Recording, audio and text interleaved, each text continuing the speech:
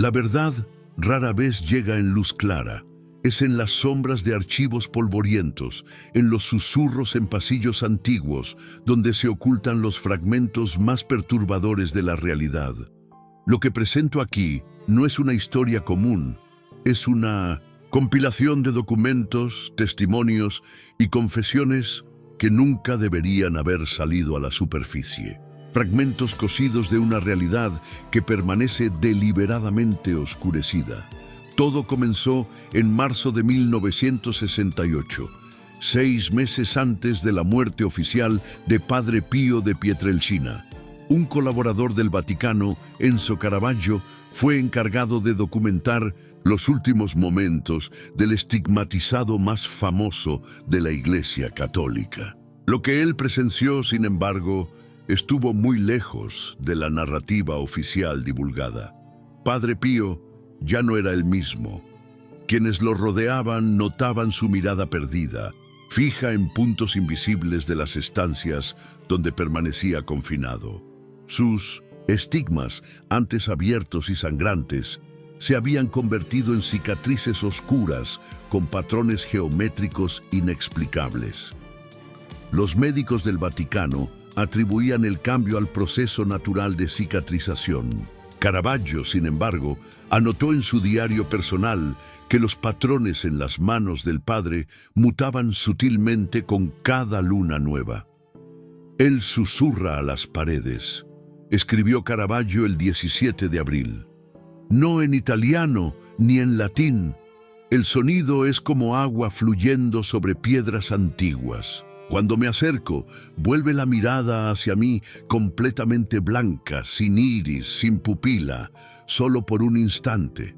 Luego vuelve a ser el padre de siempre, pidiendo perdón por la distracción». Los relatos de Caravaggio permanecieron olvidados casi 3 décadas, hasta que una investigadora independiente, Amelia Rojas, los halló enterrados en los archivos privados de su familia en Bolonia. Lo que descubrió en aquellos cuadernos manchados y amarillentos fue solo el comienzo de una red de secretos que se extendía mucho más allá de Padre Pío, hasta los corredores más reservados del Vaticano. La primera pista estaba en las referencias codificadas que Padre Pío hacía a algo que llamaba los 7 pactos. Caravaggio mencionaba que, en sus momentos de lucidez, el padre hablaba de una serie de acuerdos establecidos entre la Iglesia y entidades que él se negaba a nombrar con claridad. «Ellos han estado aquí desde el principio», habría dicho Padre Pío. «No son ángeles, no son demonios, son los observadores, y Roma hizo pactos con ellos hace mucho tiempo». Amelia comenzó a trazar conexiones con otros documentos históricos. En 1917, el mismo año de las apariciones de Fátima, el Vaticano había formado una comisión secreta llamada Custodios de la Verdad, Custodes Veritatis. Oficialmente, la comisión se dedicaba a investigar milagros. Sin embargo, los documentos originales revelaban otra misión: monitorear y documentar actividades de presencias no catalogadas en lugares sagrados. A medida que Amelia profundizaba en su investigación, alguien comenzó a notar su trabajo. Primero hubo pequeñas interferencias, correos electrónicos no entregados, documentos que desaparecían de su escritorio. Luego, figuras de traje oscuro aparecieron cerca de su apartamento en Roma. No hacían nada, solo observaban, siempre en grupos de 3. Fue en ese periodo cuando recibió un paquete anónimo que contenía fragmentos de un diario supuestamente perteneciente al cardenal Alfredo Ottaviani, quien había dirigido la Santa Oficio en la década de 1960. Las páginas relataban una serie de encuentros celebrados en la Sala de Mármol, 8 niveles por debajo de la Basílica de San Pedro, un nivel que no figura en ningún plano oficial. «Los pactos deben renovarse», escribió Ottaviani el 4 de diciembre de 1963. «Los términos han permanecido iguales desde 1781, pero ellos insisten en que debemos ofrecer más esta vez. El tercer signo ya apareció en el cuerpo del fraile estigmatizado. No tenemos elección. El texto continuaba con descripciones perturbadoras de rituales realizados en latín invertido, un lenguaje que, según Ottaviani, no era sacrilegio, sino la lengua original, antes de que el tiempo fuera dividido. Había menciones a un reliquiario negro que contenía algo descrito simplemente como la semilla.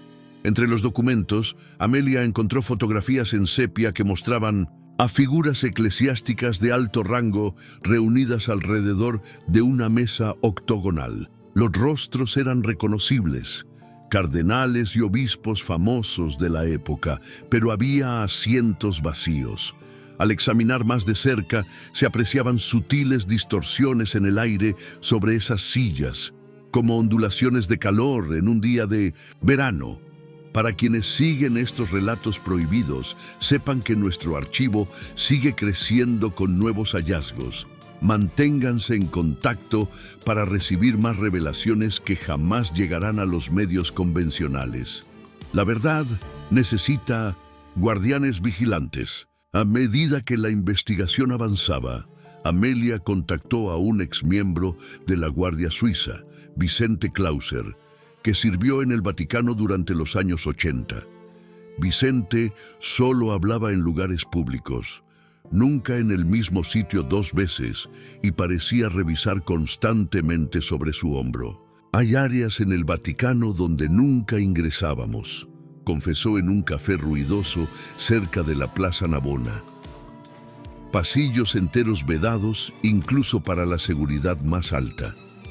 Una vez, durante una tormenta que cortó la luz, vi a 3 cardenales escoltando a alguien o algo por un corredor restringido.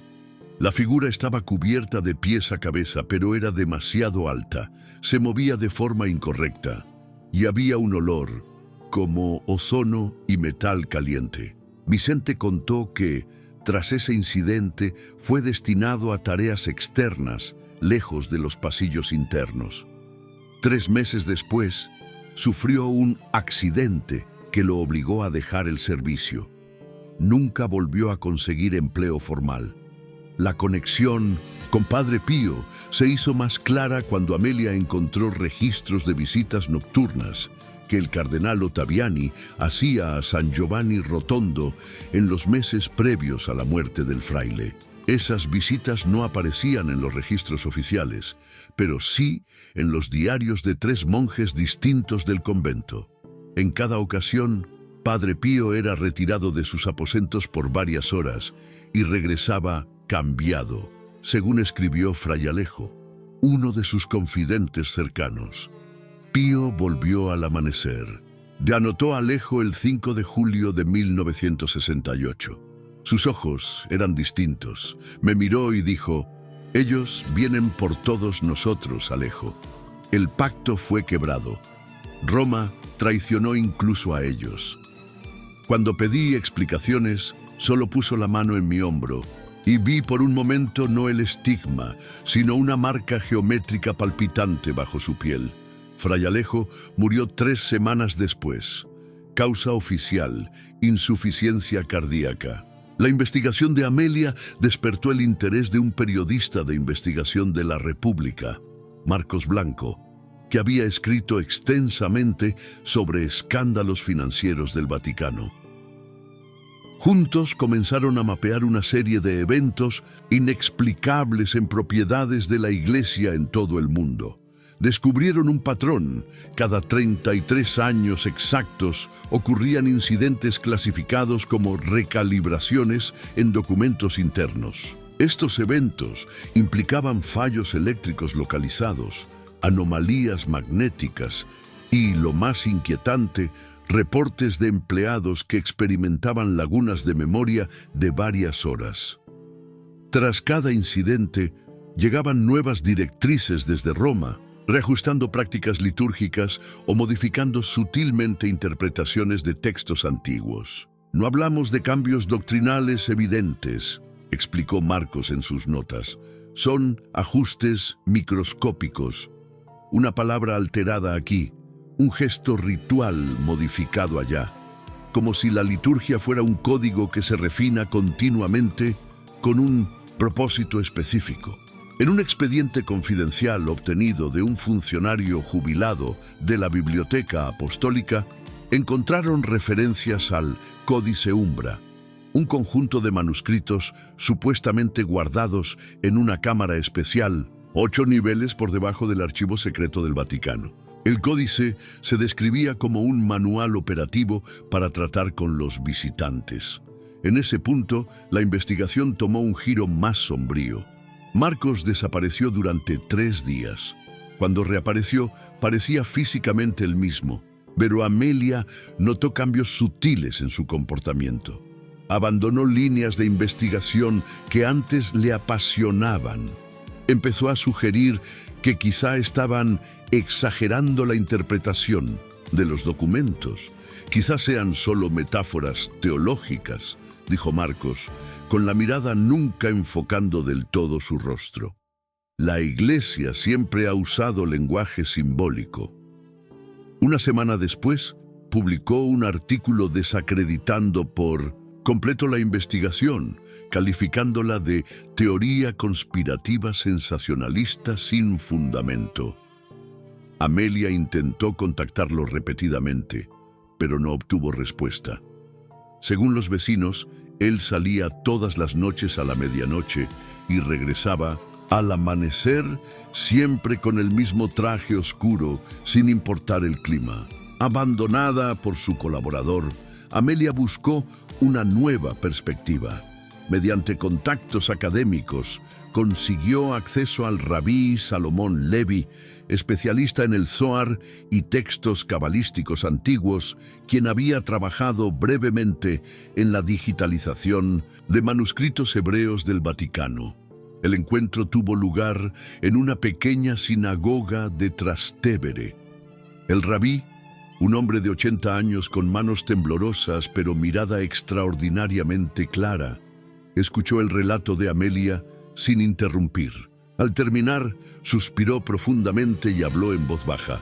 En la tradición judía más esotérica hablamos de los Grigori, los observadores. No son ángeles caídos como la simplificación cristiana, sugirió después. Son mucho más antiguos. Observan y registran, pero también interfieren. El libro de Enoc apenas arañó la superficie. El rabí mostró a Amelia un fragmento de pergamino conservado en una caja de vidrio. Este es un fragmento de un texto hallado cerca de Qumrán, pero nunca incluido en los manuscritos del Mar Muerto oficiales. Habla de 7 pactos establecidos entre los sumos sacerdotes y los que vinieron antes. El texto, traducido, mencionaba un pacto de no interferencia mutua, pero con excepciones específicas. Podrán caminar entre nosotros durante las convergencias y nosotros proporcionaremos los vasos necesarios. ¿Qué son los vasos?, preguntó Amelia. El rabí vaciló. Hay una interpretación literal y otra metafórica. La literal es demasiado perturbadora para discutir. La metafórica sugiere que son personas elegidas para comunicación directa. Como Padre Pío, el anciano rabí cerró los ojos. Los estigmas nunca fueron milagros en el sentido tradicional. Son marcas, indican a los elegidos con un propósito específico. Se detuvo, mirando fijamente un punto sobre el hombro de Amelia. Nos están observando ahora.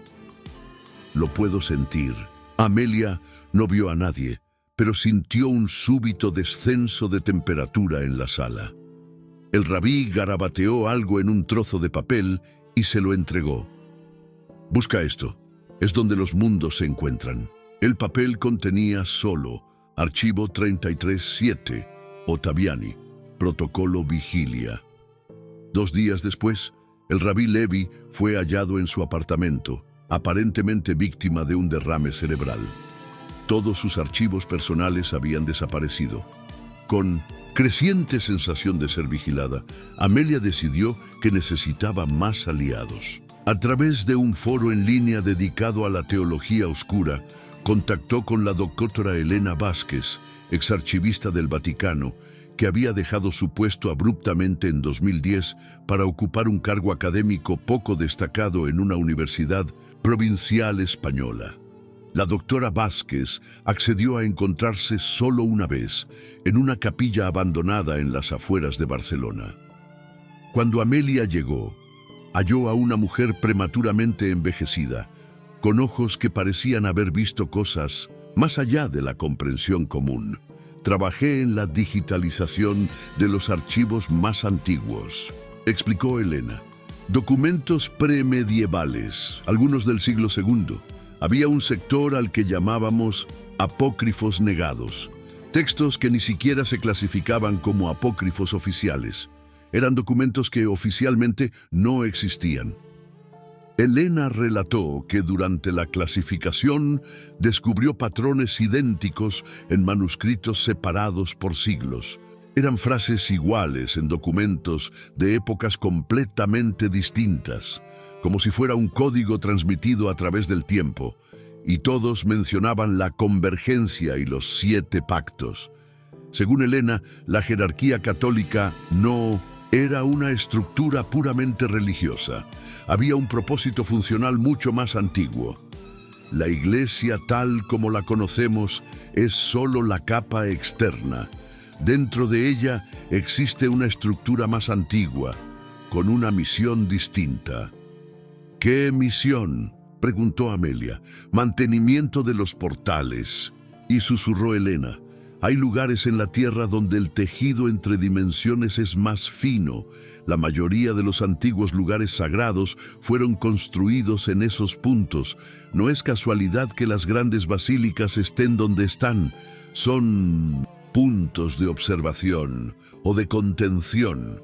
Elena explicó que Padre Pío no era solo un místico, sino un centinela designado para uno de los portales más activos en San Juan Rotondo.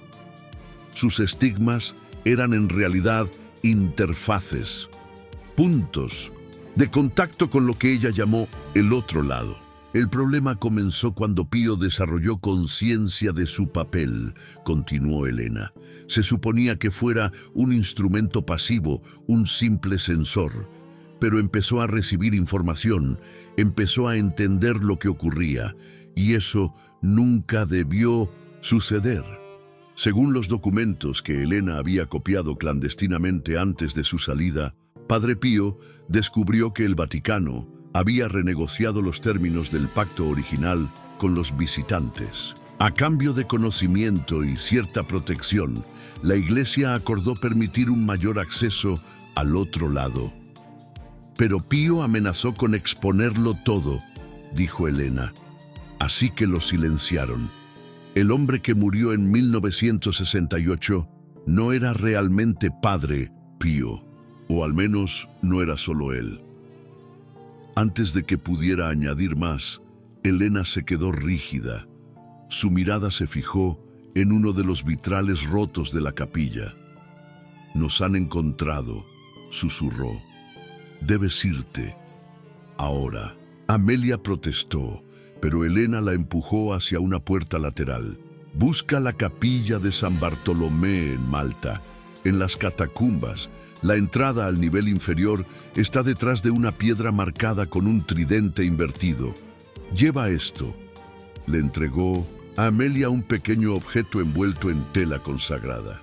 Cuando Amelia lo desenvolvió, horas después, descubrió que era una llave metálica extraña, con símbolos grabados que parecían cambiar cuando no se les miraba directamente. Al día siguiente, la internaron con diagnóstico de esquizofrenia aguda. Los médicos informaron que repetía sin cesar: «Ellos están dentro de mí ahora. Puedo verlos a través de mis ojos». Las semanas siguientes fueron un borrón para Amelia. Con recursos cada vez más escasos, viajó a Malta. Las catacumbas de San Bartolomé eran un sitio turístico modesto, fácilmente accesible. El reto Fue encontrar un momento para explorar sin supervisión. Tras 3 días estudiando los patrones de seguridad, logró ocultarse tras el cierre y después localizar la piedra con el símbolo descrito por Elena. La llave encajó en una cerradura invisible y reveló un pasaje estrecho que descendía en espiral muy por debajo de las catacumbas conocidas. El aire era sorprendentemente fresco y seco en el túnel, iluminado por un resplandor azulado fosforescente que parecía emanar de las paredes mismas. Tras descender casi 20 minutos, Amelia llegó a una cámara octogonal. En el centro, sobre un pedestal de piedra negra, reposaba un libro encuadernado en un material orgánico, pulsando sutilmente como si respirara. Acercándose con cautela, lo vio abierto en una página con diagramas intrincados de estructuras astronómicas. En la esquina superior reconoció la firma del cardenal Ottaviani. El texto, escrito en una mezcla de latín y otro alfabeto desconocido, detallaba lo que parecía ser un acuerdo legal. Traduciendo lo que pudo, Amelia comprendió que el documento describía una renegociación de los términos de coexistencia entre el Continuum Romano, el Vaticano y una entidad llamada solo el Consenso. Las cláusulas mencionaban acceso supervisado, reciprocidad informacional y compartir recipientes. Mientras estudiaba el libro, Amelia oyó pasos descendiendo por la escalera en espiral. Rápidamente fotografió cuantas páginas pudo con su móvil antes de buscar un escondite, pero la cámara carecía de nichos o sombras. Los pasos se acercaron. No sonaban a calzado humano, sino a algo más pesado, rítmico, como máquinas sincronizadas. La luz azulada se hizo más intensa. Entonces notó, en la pared opuesta a la entrada, un símbolo idéntico al visto en las fotografías de los estigmas transformados de Padre Pío. Instintivamente presionó la mano contra él. La pared se deslizó silenciosamente, revelando otro pasaje. Sin dudarlo, Amelia entró y la puerta se cerró justo cuando las entidades, fuesen lo que fuesen, llegaban a la cámara principal. El nuevo túnel era distinto, más antiguo, tallado en roca con herramientas primitivas. Jeroglíficos y símbolos cuneiformes cubrían las paredes, contando una historia anterior a cualquier civilización conocida. Amelia avanzó casi una hora antes de que el túnel terminara abruptamente en una escalera que conducía a una puerta de madera desgastada. La puerta abrió al sótano de una iglesia abandonada en el extremo opuesto de la isla. Al salir a la luz del día, Amelia se conectó a una red segura y envió las fotografías a varios contactos de confianza usando un servidor privado que había preparado. Al revisar las imágenes, comprendió el verdadero horror. Todas estaban intactas, excepto los rostros humanos en los diagramas, todos distorsionados de la misma manera, como si un algoritmo hubiera difuminado solo esas características. Más perturbador aún, en cada foto, al fondo, se distinguía la figura alta y desproporcionada que no estaba presente al tomar las imágenes. De regreso en Italia, Amelia encontró su apartamento intacto, pero sutilmente diferente. Los objetos seguían en su sitio, pero algunos habían sido reemplazados por réplicas casi perfectas. Su ordenador funcionaba, pero todos los archivos de su investigación habían sido sustituidos por documentos aparentemente idénticos, salvo por pequeñas alteraciones que cambiaban por completo el sentido de la información. Una semana después, recibió una llamada de una voz familiar. Marcos Blanco, su ex colaborador. «Tenemos que hablar», dijo con tono extrañamente monótono. «He encontrado algo que lo explica todo. Tenías razón desde el principio». Amelia aceptó la cita con precauciones. Eligió un restaurante concurrido en el centro de Roma y llegó horas antes, observando a todos los que entraban. Marcos apareció puntual, pero había algo en sus movimientos. excesivamente precisos, como si cada gesto estuviera calculado. Traía una carpeta. «Aquí está todo», dijo, deslizándola por la mesa. El expediente 33-7 completo muestra el propósito real de los estigmas y explica por qué silenciaron a Padre Pío. Cuando Amelia abrió la carpeta, encontró solo una hoja con una secuencia de símbolos idénticos a los vistos en las manos de Padre Pío en las fotos finales. «¿Qué es esto?», preguntó. Marcos sonrió de un modo que no llegaba a sus ojos. «Es la clave, mírala bien, tienes que verla de verdad». Al enfocar los símbolos, Amelia sintió un mareo súbito. Las formas parecían moverse en la página, reorganizándose en patrones que alteraban su percepción. Rápidamente desvió la mirada. «¿Quién eres?», preguntó, aunque sabía la respuesta. La sonrisa de Marcos se amplió más allá de lo anatómicamente posible. «Somos el consenso, y tú, Amelia Rojas, has entorpecido negocios que siguen en marcha desde hace milenios». Amelia se levantó para huir, pero Marcos la sujetó del brazo. Sus dedos estaban fríos y rígidos como metal. «Tienes dos opciones», continuó la entidad poseyendo su forma. «Puedes unirte a nosotros como observadora consciente, o puedes olvidar por completo». «¿Y si no elijo ninguna?», preguntó Amelia. Marcos ladeó la cabeza de forma imposible. «Entonces te convertirás como Padre Pío. Un conducto, un punto de entrada. Es una experiencia interesante. Pregúntale a él». «Padre Pío está muerto», respondió Amelia. «Nadie que sirve de conducto realmente muere», replicó Marcos. «Está muy presente. Forma parte del consenso ahora, observando a través de nuestros ojos, incluidos los míos». En ese instante, Amelia notó algo que se le había escapado. El restaurante, antes ruidoso y lleno, estaba completamente en silencio. Todos los clientes estaban inmóviles, mirándola fijamente, con la misma sonrisa vacía de Marcos. «¿Ves?», dijo Marcos, «el pacto lo permite. Acceso temporal durante las convergencias menores. La convergencia total nos dará presencia permanente». «¿Cuál es el propósito?», preguntó Amelia, perdiendo tiempo mientras calculaba su ruta de escape. «Evolución dirigida», respondió Marcos sin más. «Vuestra especie necesita orientación para la próxima fase. Algunos siempre lo supieron. Aquellos que construyen templos en los lugares adecuados. Los que mantienen los rituales correctos. Comprenden el propósito mayor». Un camarero se acercó con movimientos artificiales como un autómata. Colocó una copa de vino tinto frente a Amelia. «Una ofrenda de comunión», explicó Marcos. «¿Has decidido cómo quieres proceder?». Amelia miró el líquido, demasiado denso para ser vino. «¿Qué pasó cuando Padre Pío descubrió la verdad?». Intentó modificar los términos de forma unilateral. «Eso no está permitido». Marcos hizo un gesto imperceptible y todo el restaurante se inclinó 1 centímetro hacia Amelia. «Tu elección, por favor. El tiempo de la convergencia es limitado».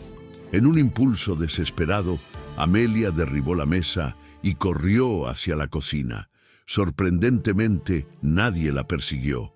Cruzó la cocina desierta y salió por una puerta de servicio a un callejón. Corrió varias manzanas hasta detenerse jadeando en una plaza llena de turistas. Durante 3 días, Amelia se movió sin descanso, durmiendo breves intervalos, siempre en lugares públicos. El 4.º día, reunió valor para revisar las fotos enviadas a su servidor seguro. Todas habían sido alteradas. Donde antes había diagramas complejos y texto revelador, ahora solo había imágenes borrosas, sin sentido. Sin embargo, en cada foto, la figura extraña del fondo estaba más cerca, más definida. Entonces comprendió que no habría escapatoria. El conocimiento adquirido no podía olvidarse. Las conexiones establecidas no podían deshacerse. la encontrarían tarde o temprano. En su última acción desesperada, Amelia compiló todo lo descubierto en un solo documento, este mismo que estás leyendo ahora.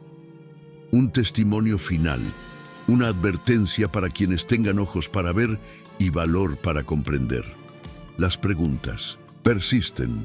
Si los mayores poderes religiosos de la Tierra hicieron pactos con entidades de otro plano de existencia, ¿cuál es el verdadero propósito de las estructuras religiosas que rigen miles de millones de vidas? ¿Son los milagros, las visiones y los estigmas manifestaciones genuinas de divinidad o señales de la interferencia de algo completamente distinto?